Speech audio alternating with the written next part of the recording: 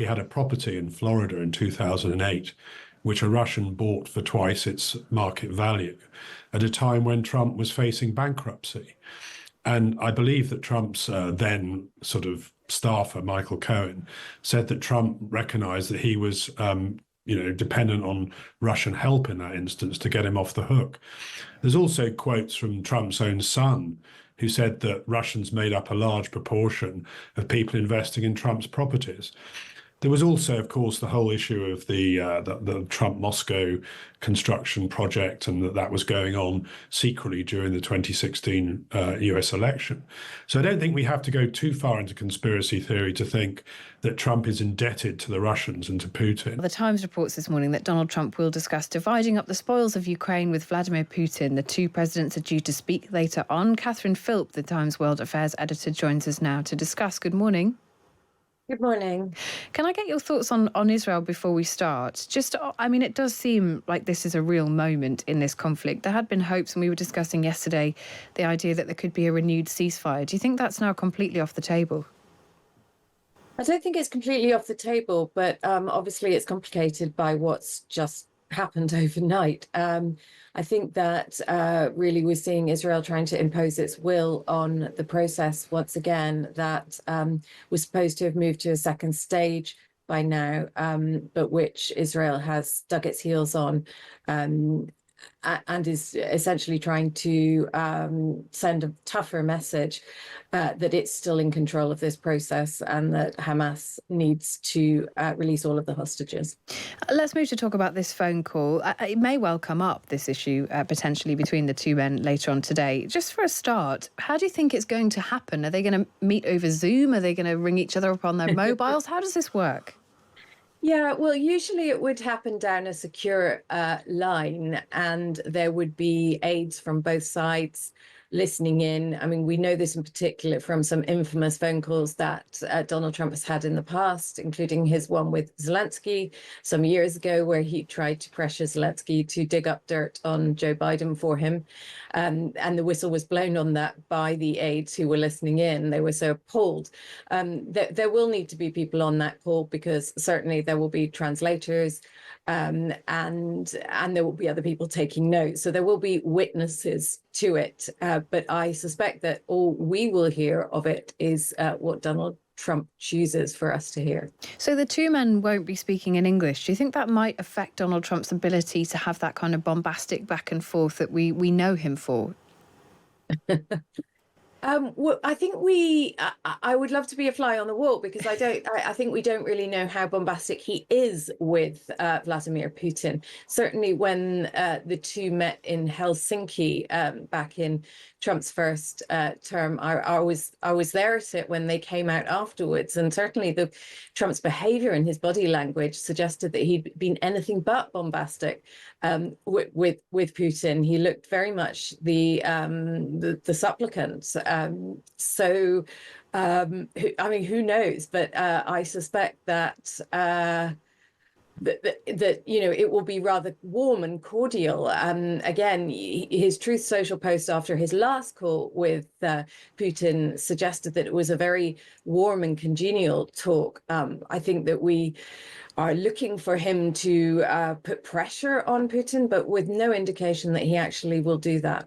And we will hear more about the relationship between those two men in just a moment from Christopher Steele, who used to head the Russia desk at MI6. But Catherine, before you head off, we've seen Donald Trump talking about dividing up territory, dividing up assets. Is that literally what this phone call is going to come down to, do you think? Might we see a line drawn, a literal line, between Ukraine and Russia as a result of it? Well, it's interesting that, that Trump's talked about that, and it suggests to me that that's what Moscow want to talk about. It doesn't need to be part of the conversation today, because the conversation they're meant to be having is about a ceasefire. And really what it looks like the Russian side are trying to push into these discussions are issues that are best left to a final settlement, not just when the guns fall silent. So it's a bit early, really, to be talking about that. It also suggests, disturbingly suggests that maybe, Trump is more about the carrots than the sticks, that rather than trying to sort of browbeat Putin into something, he's going to be offering him carrots. I think what we know that one of the issues up for discussion in this call is the White House have talked about whether they should formally recognize that Crimea has been annexed by Russia, which has never been accepted before.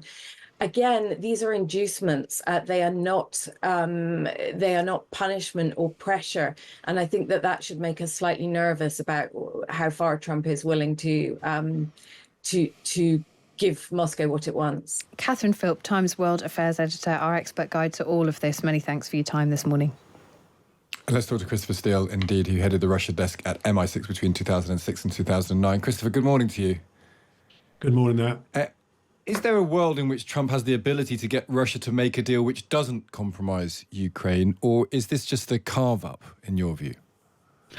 Because I think there's a fundamental difference of opinion here between what the Americans are saying Putin's prepared to do, in other words, have a ceasefire and get to a peace settlement, and what the European leaders, such as Kaja Kallas, the EU High Rep, said yesterday, and indeed our own David Lammy, who said that basically there are no signs that Putin seriously wants either a ceasefire or a peace deal. And certainly nothing I'm seeing or reading from our sources suggests otherwise. So I think there's a fundamental problem that Trump and Putin are probably going to be talking past each other. I don't rule out that Putin might agree to a ceasefire, but at the moment his troops are advancing on the battlefield. It's really not in his interest to do so. And the question, I suppose, about Trump is that if Putin isn't willing to do a ceasefire, will Trump just assert that there's going to be one and pretend that reality isn't real? Or will he turn on Putin? I mean, that's the question of carrots and sticks Catherine Philp was just raising there. Is there a world in which Trump decides to threaten Putin? Well, it'd be very out of character for him to threaten Putin. And, you know, Catherine was saying quite rightly that at Helsinki, Trump was very much the supplicant, the subordinate. And it is extraordinary the degree to which Trump is prepared to cede territory and respect and so on to Putin, who, after all, is running a country which is not a democracy, which has a weak economy, and which has effectively not managed to move forward on the battlefield very much over the last 2 years.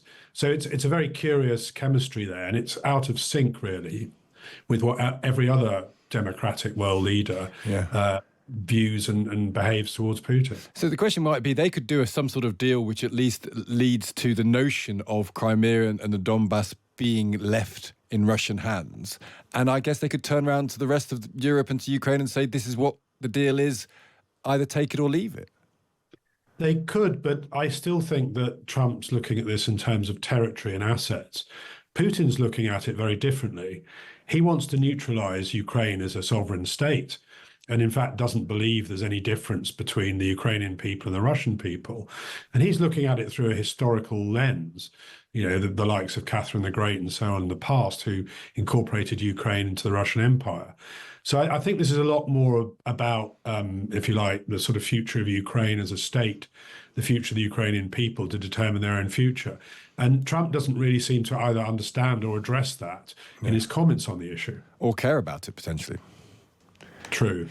A lot of people get in touch with us, Christopher, and say they believe that Putin has some sort of hold over Donald Trump, a personal hold over Donald Trump. We have to be careful here. And also, I don't want to ever necessarily drift into conspiracy theory, but this is an area that you know an awful lot about. How much semblance of truth is there in the fact that Trump could have been compromised at all by his actions in Russia over the years?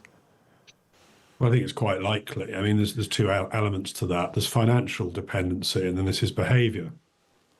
In terms of financial dependency, we can say some things about this without taking any legal risks. One is that he had a property in Florida in 2008, which a Russian bought for twice its market value at a time when Trump was facing bankruptcy. And I believe that Trump's then sort of staffer, Michael Cohen, said that Trump recognized that he was dependent on Russian help in that instance to get him off the hook. There's also quotes from Trump's own son, who said that Russians made up a large proportion of people investing in Trump's properties. There was also, of course, the whole issue of the Trump-Moscow construction project, and that was going on secretly during the 2016 US election. So I don't think we have to go too far into conspiracy theory to think that Trump is indebted to the Russians and to Putin. And indeed, on the sort of personal behavior grounds, we've seen all that play out before the Miss World pageant and so on. And I think that it's a very credible thesis. And that will, and in your view, just finally, that will impact how he behaves today on the call. If that's part of their relationship, I don't believe that it's only that. I don't believe that any leverage that Putin has explains entirely Donald Trump's sort of subservience to him. I think Trump respects and likes Putin. I think Trump would probably like to run America in much the way that Putin runs Russia as an oligarchy, and we can see moves to that already. So I think there's far more in play here, and I think it is curious. And it's completely out of character, of course, for Donald Trump to be subservient to another world leader, particularly one that's running a country that's palpably weaker than America. The American economy is more than 10 times the size of the Russian economy. The American armed forces are vastly superior and so on. So you have to ask yourself these questions in order to understand what's going on. Very fairly put. Christopher, great to speak to you. That's so interesting. Thank you for joining us. Thank you. That's Christopher Steele there, who headed the Russia desk at MI6 between 2006 and 2009. Food for thought there.